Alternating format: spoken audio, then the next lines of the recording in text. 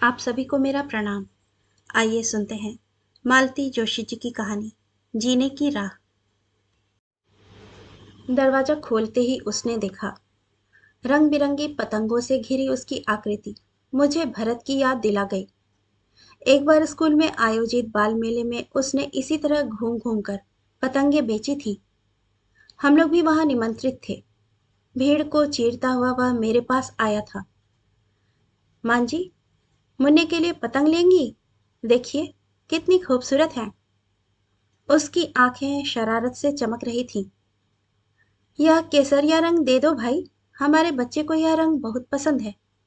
मैंने भी ग्राहकी के अंदाज में कहा था। वह पतंग मेरे हाथ में देते हुए बोला था, 10 पैसे निकालिए। 10 पैसे? बाप रे, इतनी महंगी? और मैंने हंसते हुए 1 रुपया उसके हाथ पर रख दिया था और मेरे मना करते हुए भी उसने बाकी पैसे मुझे लौटाकर ही दम लिया था। मान जी, पैसे? पैसे? कुछ कहते कहते मेरी जबान रुक गई। मन वर्तमान में लौट आया। मेरे हाथ में केसरिया पतंग थी और वह लड़का हाथ फैलाए खड़ा था। मैं उसका मुंह देखती रह गई। दोबारा याद दिलाने पर ही पैसे दे सकी। अपना रंगीन तामझाम लेकर जब वह सड़क पर जा रहा था, तब मैंने उसे ध्यान से देखा और मुझे अपने ही ऊपर हंसी आ गई। क्या सोचकर मैंने भरत से उसकी तुलना की थी।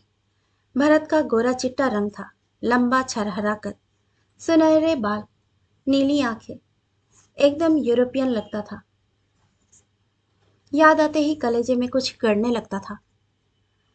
पर उस एक क्षण को मुझे पता नहीं क्यों उस बच्चे में भरत की छवि दिखाई दी और उसी कमजोर क्षण का परिणाम थी यह पतंग जो अब मेरे हाथ में थी। पतंग लेकर मैं भरत के कमरे में आई तो इन्होंने आंखें उठाकर मुझे देखा। लगा कि कहेंगे, यह क्या पागलपन सवार हुआ है तुम पर वह कुछ नहीं बोले। वह खुद कौन कम पागल थे। दिन भर उसकी पुरानी चिट्ठियों को पढ़ते रहते थे। इससे जी ऊब जाता तो उसकी पुस्तकें करीने से लगाते या उसके मेडल्स और कप चमकाते रहते। मैं उनका साथ देती हुई सी दिन भर उसका कमरा साफ करती, उसके कपड़े प्रेस करती, उसकी मेज पर फूलदान सजाती और उसकी प्यारी रिस्ट वॉच में नियम से चाबी देती। उसका बिस्तर हमेशा साफ सुथरा रहता और जूतों की पॉलिश जरा भी धुंधली नहीं पड़ पाती थी। हम दोनों की सारी दुनिया उस एक कमरे में ही सिमट आई थी। कमरे की साज सज्जा इतनी जीवंत थी कि लगता था भरत आजकल में ही छुट्टी से लौट रहा है, जबकि असलियत यह थी कि वह ऐसी लंबी यात्रा पर चला गया था जहां से कभी कोई नहीं लौटता।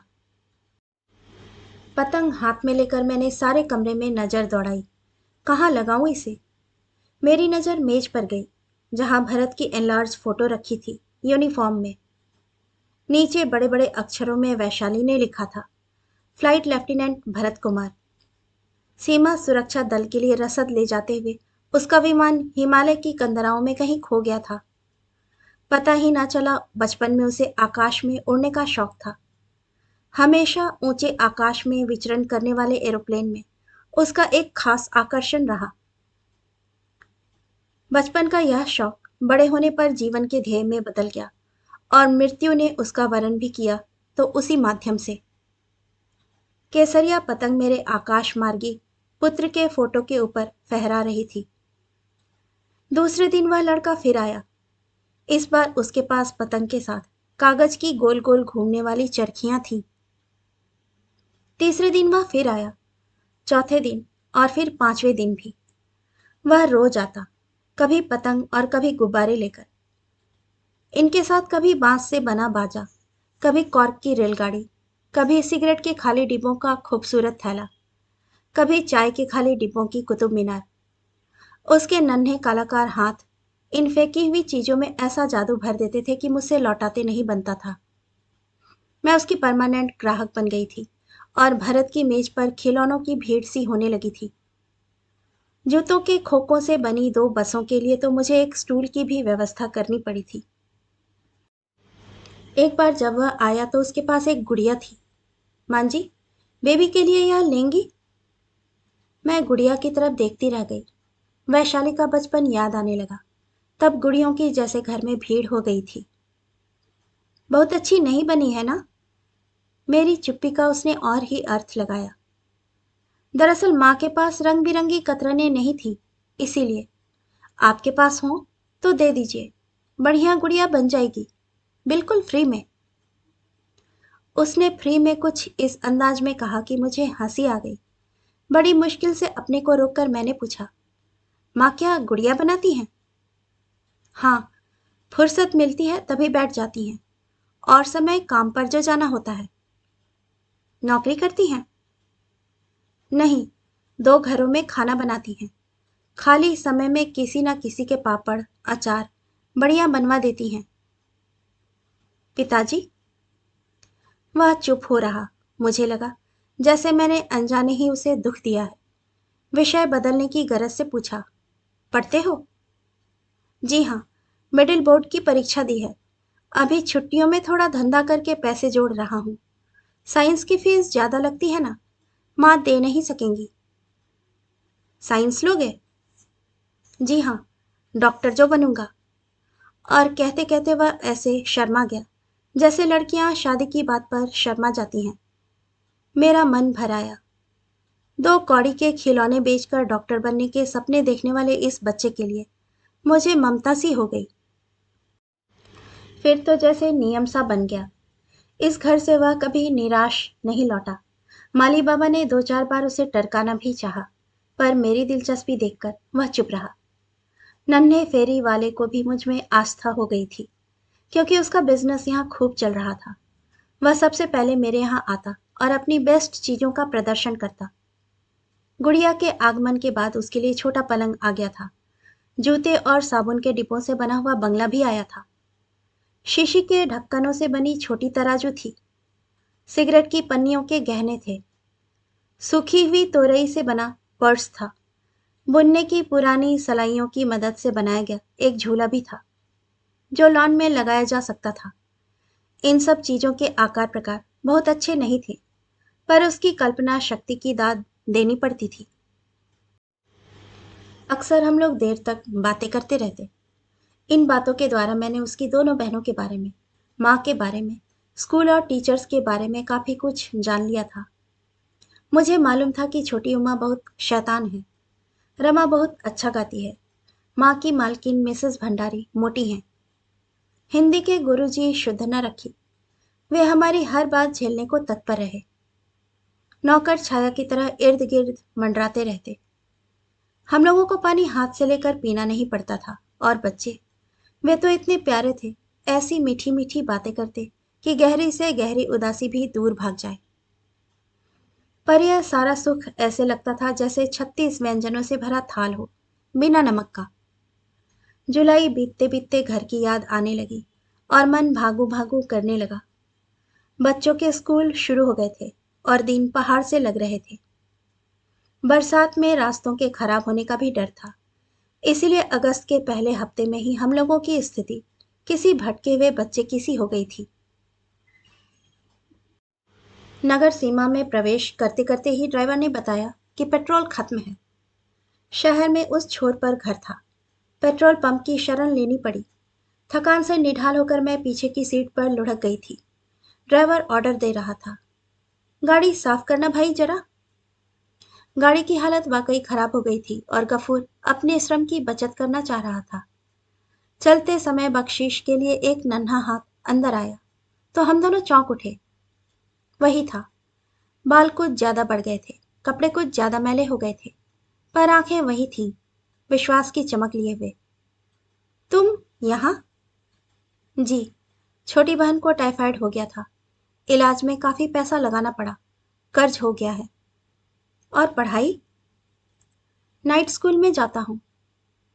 क्या वहाँ साइंस भी पढ़ाते हैं? प्रश्न मेरे होठों तक आकर लौट गया। मैं उसकी पीड़ा नहीं कुरेदना चाहती थी।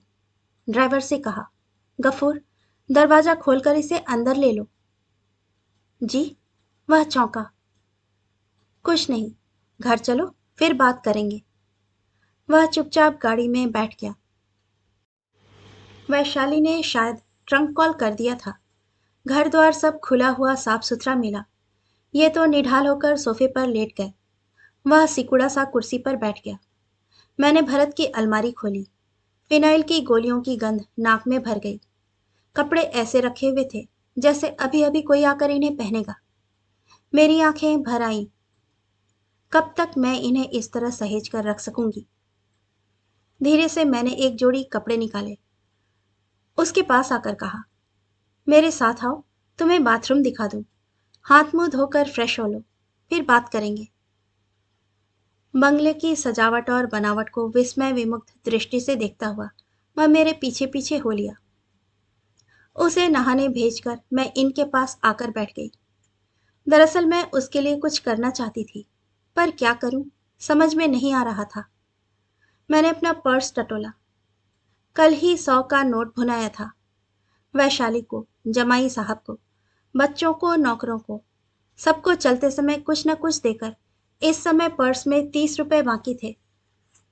मैंने साइड टेबल से एक खाली लिफाफा उठाया और उसमें वे रुपए रखे। तभी मेरे हाथों से वह लिफाफा छीन लिया गया। पैसों के प्रति इन्हें कभी भी मोह नहीं था। भरत के जाने के बाद तो यह और भी उदासीन हो गए थे। फिर आज मेरी आंखों के प्रश्न उन्होंने पढ़ लिए। बोले, जो लड़का इतनी उम्र में अपने पैरों पर खड़ा हो रहा है उसे भीख देकर अपमानित मत करो। बात शायद ठीक थी, पर उस समय मुझे खल गई। उसे कुछ देने का, उसके लिए कुछ करने का आनंद मुझसे छिन गया था। नहा धोकर मेरे दिए कपड़े पहनकर वह कमरे में आया, सकुचाता सा, गंदे कपड़ों की पोटली को छिपाता सा। बैठो, इन्होंने कहा। वह चुपचाप बैठ गया। अपना नाम लिखकर दिखा सकते हो, अंग्रेजी और हिंदी में? इन्होंने कागज और पेन उसके आगे सरकाते हुए कहा। वह कुछ झिझका। उसने मेरी ओर देखा, फिर सधे हुए हाथों से लिख डाला, पहले हिंदी में फिर अंग्रेजी में।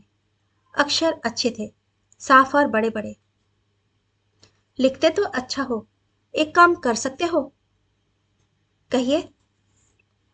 रोज रात में 7 से 9 अपनी मांझी के पास आया करो। यह बुढ़ापे की वजह से ज्यादा लिख पढ़ नहीं पाती। इनकी चिट्ठियां वगैरह लिख दिया करना। अगर कहें तो कभी रामायण भागवत या कभी कभी अखबार पढ़ दिया करना। जी, रात को मैं पढ़ने जाते हो ना, मालूम है मुझे, पर रात का स्कूल बच्चों के लिए नहीं होता, दिन में जाया करो। जी, वो एडमिशन, उसका जिम्मा मेरा है, समझे? अपनी पुस्तकें यही ले आया करो। जिस दिन काम ना हुआ पढ़ते रहो। इतना बड़ा घर है। ठीक है, हम लोग फिलहाल 50 दे सकेंगे, मंजूर है? 50? आश्चर्य से उसकी आंखें फैल गईं। अच्छा, यह लो अपना एडवांस और अब जा सकते हो। लिफाफा हाथ में लेते हुए उसकी आंखें भर आई थीं और मेरी भी। अभी थोड़ी देर पहले रुपयों को लेकर उनके बारे में क्या क्या सोच गई थी। उसकी जाती हुई आकृति को वह बड़ी देर तक देखते रहे, फिर जैसे अपने आप से ही बोले, पता नहीं ऐसी कितनी ही प्रतिभाएं पैसे के अभाव में मुरझा जाती होंगी। सुनो, एकाएक उनकी आवाज में एक धार सी आ गई थी। सोचता हूं अपने भरत के नाम से 2-4 स्कॉलरशिप शुरू कर दूं। उसके कौन कौन से विषय पेट थे, याद है? इन विषयों में हाई स्कूल और यूनिवर्सिटी परीक्षाओं में जो टॉप करेंगे उन्हें इनका लाभ मिलेगा। उसके स्कूल और कॉलेज में भी कुछ छात्रवृत्तियां अलग से प्रारंभ कर दूंगा। कल ही प्रिंसिपल को लिख दूंगा। फिर जैसी कि इनकी आदत थी, योजनाएं बकायदा लिखी गईं। हम दोनों ने मिलकर कुछ संशोधन भी किए। समय का कुछ पता ही ना चला। रामलखन जब खाने को कहने आया उस समय 9 बज चुके थे और हमारे सामने 3 फुल स्केप कागज का मसविदा तैयार था। कल सुबह ऑफिस में जीवन का पहला काम होगा इन्हें टाइप करना, इन्होंने उठते उठते कहा। ऑफिस? मैंने चौंक कर कहा। ऑफिस में इन्होंने पिछले साल भर से पांव तक नहीं दिया था। जीवन हमारा टाइपिस्ट और जूनियर्स ही सब काम देख रहे थे। मुवक्किल आ आकर लौट गए थे। आप ऑफिस जाएंगे? मैंने फिर कहा। और नहीं तो क्या, घर पर कोई पैसे दे जाएगा? योजनाएं तो खूब लंबी चौड़ी बनाई हैं, लेकिन रुपया कहाँ से आएगा? फिर कुछ रुककर बोले, अब तो मैं कंजूस नहीं हूं ना।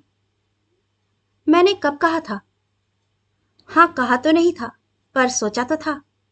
और इनके चेहरे पर एक शरारत भरी मुस्कान फैल गई। साल भर में यह पहली बार मुस्कुराए थे। कहानी सुनने के लिए आपका धन्यवाद।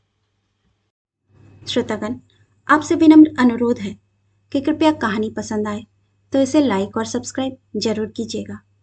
धन्यवाद।